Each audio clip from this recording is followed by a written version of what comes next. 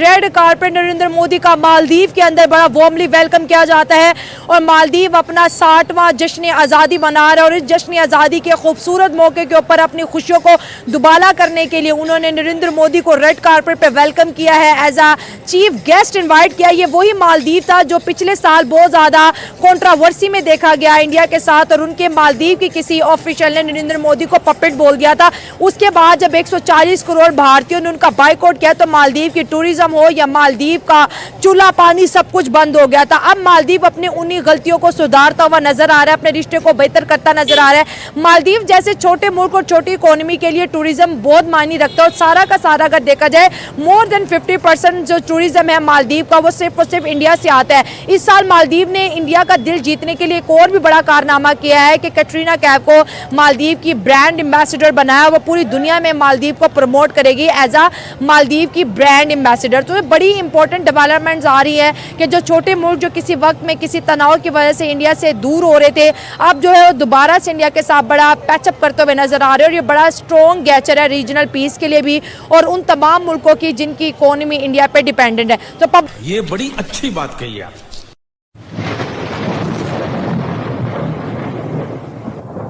नमस्कार दोस्तों, क्या हाल है? होप करता हूँ कि आप ठीक होंगे और स्वागत करता हूँ आपका हिंदुस्तान डॉट में। दोस्तों, हाल ही में इंडिया के पीएम मोदी जी ने मालदीव की विजिट की।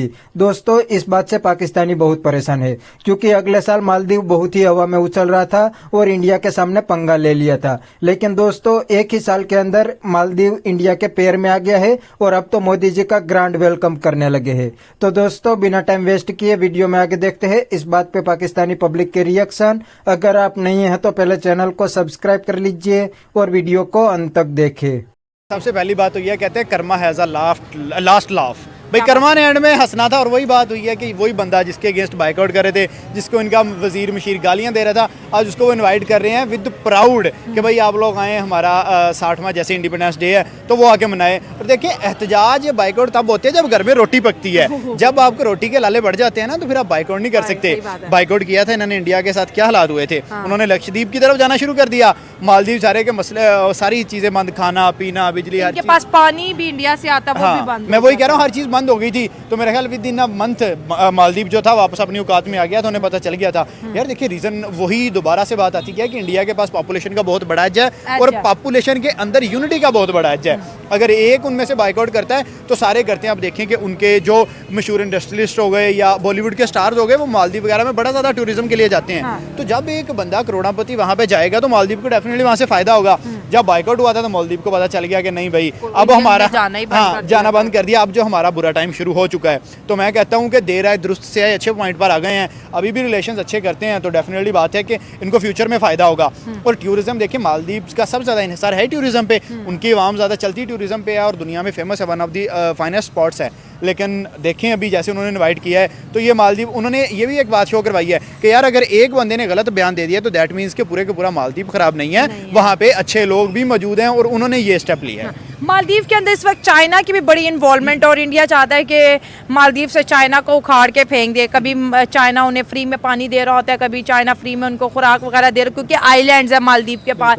तो आपको क्या लगता है कि क्या मालदीव जितना स्ट्रांगली इंडिया के साथ खड़ा है, क्या चाइना के साथ उस तरह से बॉन्ड बना पाएगा? नहीं, मुझे नहीं लग रहा है, क्योंकि चाइना जो है, चाइना भाई बड़ा नेक टू नेक चलता है, बिजनेस से रिलेटेड चलता है। बिजनेस का जहाँ उन्हें पाकिस्तान में कितना फायदा नजर आ रहा है तो वो पाकिस्तान के साथ खड़े हैं। जिस दिन मफाद खत्म हो जाएगा, जिस दिन बंदरगाहों से उनका काम खत्म हो जाएगा, वो पाकिस्तान से पीछे हट जाएंगे।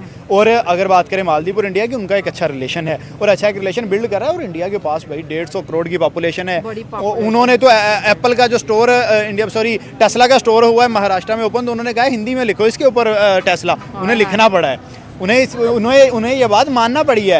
एप्पल वाले आए थे तो उन्होंने कहा था कि यहाँ से मैन्युफैक्चर होंगी चीज़ें, तो मतलब वो दुनिया को डंके की चोट पे मनवाते हैं कि भाई अगर हमारी कंट्री में उनके पास मिडिल क्लास आता है ना। बिल्कुल, हमें बिलियनर तो है, मिडिल क्लास की वजह से उनकी चलती है। भाई मालदीव का बाइकआउट किया, टूरिज्म जीरो पे आ गई। टर्की का बाइकआउट किया, टर्की को भी कई करोड़ों का नुकसान हो रहा है, तो वो एक मिडिल क्लास का भी एज है ना। हाँ, डेफिनेटली यही वो चीज़ें हैं ना जो देखें एक छोटे छोटे पॉइंट मिलकर एक पूरी चीज़ बनती है। और एज अ कंट्री देखें राइट नाउ इंडिया एक एशिया कंटिनेंट के अंदर स्पेशली बड़ा फास्ट ग्रोइंग कर रहा है इकोनॉमी के लिहाज से लेके, आप किसी भी फील्ड में उसे ले लें। तो अभी भाई देखिए दुनिया को उनके आगे झुकना ही पड़ेगा। ट्रंप देखें यार, तीसरे दिन कोई ना कोई टांग फंसा लेता है कहीं ना कहीं, और अगले चौथे दिन ही यू टर्न ले लेता है। हाँ। ये तो क्या कहते हैं लोग, इमरान खान को कहते हैं यू टर्न लेता है, ये उससे भी 2 स्टेप आगे है। मतलब अमेरिका का भी ये है कि वो खुल के इंडिया के सामने नहीं आता। देखिए ना, सिंपल सी बात है कि अमेरिका की जितनी ज़्यादा चीज़ें आ रही हैं वो 150 करोड़ पॉपुलेशन बाइकआउट कर देगी, तो अमेरिका कहाँ बेचेगा?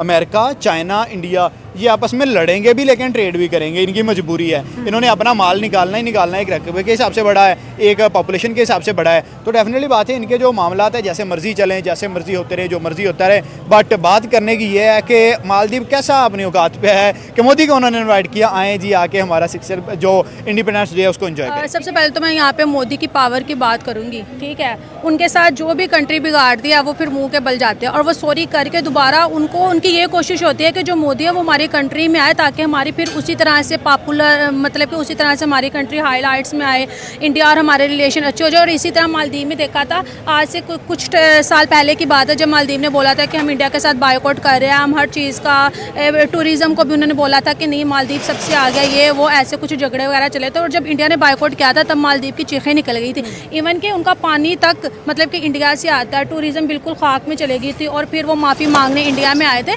तो इंडिया के साथ चाइना जैसी कंट्री टक्कर नहीं ले सकती, ठीक है, हम लोग नहीं ले सकते, मालदीव नहीं ले सकता, तो उनके साथ अमेरिका, मतलब कि अमेरिका जैसी सुपर पावर भी नहीं ले सकती, ठीक है। पॉलिटिक्स अपनी जगह, लेकिन टक्कर की बात नहीं है, क्योंकि इंडियन लोगों में ना सबसे जो अहम चीज़ है, मुझे ये लगता है कि उनमें यूनिटी है, क्योंकि एक इंसान से कुछ भी नहीं होता। अगर हम मोदी की बात कर लें तो ठीक है, मोदी बहुत अच्छे एक लीडर है उनकी कंट्री, अपनी कंट्री के लिए, ठीक है। वो अपनी इकोनॉमी को डे बाय डे बेस्ट लेकर जा रहे हैं, अपने लोगों का सोच रहे हैं, वो हर चीज़ में, टेक्नोलॉजी में वो हमसे बहुत आगे हैं। लेकिन जहाँ पर यूनिटी की बात आ जाती है वो सारे लोग मिल जाते हैं, ठीक है। वो किसी भी किस्म का मैं ये बोलूँगी, वो किसी भी किस्म का बायकॉट हो, चाहे वो चीज़ों का बायकॉट हो, चाहे वो किसी कंट्री का हो, चाहे वो लड़ाई का बायकॉट हो, तो वो सारे मिल जाते हैं। और यही इंडिया की मैं बोलूँगी सबसे बड़ी पावर है, जिसकी वजह से डेवलप की, जिसकी वजह से हर कंट्री डरती है कि यार अगर इंडिया के लोगों ने बायकॉट कर दिया तो हमारा क्या होगा। गवर्नमेंट कहती भी नहीं है, अब आप खुद ही, अब टर्की का भी बायकॉट ऑफिशियली तो नहीं किया, अब हम खुद कर रही है। देखो टर्की देखो अब कहाँ पे, अब उन्होंने कहा हमने भी बहुत डैमेज हो, उन्होंने कहा कि हमने उनसे कोई चीज़ ही नहीं लेनी, तो अब देखो वो कहाँ पे खड़ा है। और इसी तरह बांग्लादेश को देख लो, जिस तरह से मोहम्मद यूनुस ने पहले इतना सब कुछ कर दिया,